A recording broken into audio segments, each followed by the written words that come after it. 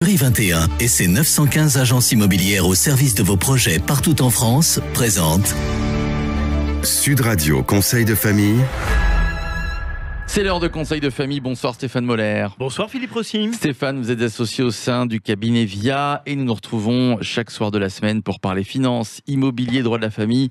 Bref, pour parler gestion de patrimoine.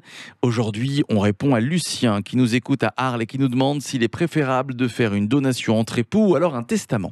Eh bien, comme d'habitude, et vous vous en doutez maintenant, il n'y a pas de réponse toute faite, mais quelques avantages ou inconvénients dans chacun des cas qui permettront à chacun de trouver sa bonne formule. Sans doute faut-il rappeler d'abord ce qu'est une donation entre époux. Alors, on vous écoute Stéphane. Eh bien, la donation entre époux est un acte notarié que l'on établit après le mariage. C'est un acte révocable unilatéralement et qui n'est pas forcément symétrique. Ça veut dire qu'on peut le révoquer sans en informer son conjoint ? Et oui, c'est terrible, mais oui, sauf s'il fait partie intégrante du contrat de mariage. Et que stipule cet acte ? Eh bien, si le défunt a eu des enfants, il laisse au conjoint survivant 3 options. 1. Soit un quart de la succession en pleine propriété et les 3 quarts en usufruit. 2. La totalité de votre succession en usufruit. Ou alors, 3e option, la quotité disponible de votre succession en pleine propriété qui dépend du nombre d'enfants qui ont vu le jour au jour de votre décès. S'il y a un enfant, c'est la moitié de la succession. S'il y a 2 enfants, c'est 1/3 de la succession. S'il y a 3 enfants ou plus, c'est 1/4 de la succession. Et le testament ?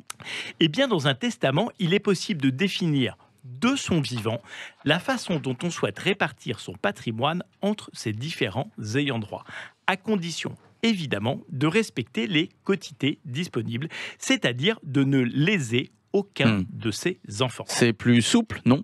Eh bien, le testament offre 2 avantages majeurs par rapport à la donation entre époux.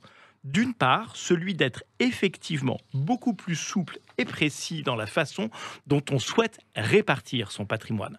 D'autre part, il retire au conjoint survivant le poids de devoir lui-même choisir, parfois au détriment des enfants du conjoint, l'option qui lui convient le mieux. Actionner certaines options de donation entre époux peut poser problème dans le cas de familles recomposées, alors que le testament mettra toute la famille devant le fait accompli et permettra sans doute aux enfants du défunt de mieux accepter la succession. Quel est, Stéphane, l'inconvénient majeur du testament ? Eh bien, le testament est par nature figé, alors que le patrimoine évolue.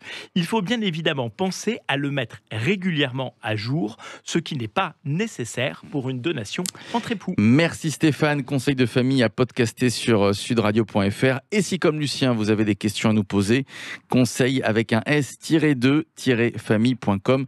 Vous pouvez également vous abonner à la chaîne YouTube de Conseil de famille. C'était Sud Radio Conseil de famille. avec Century 21 et ses 915 agences immobilières au service de vos projets partout en France.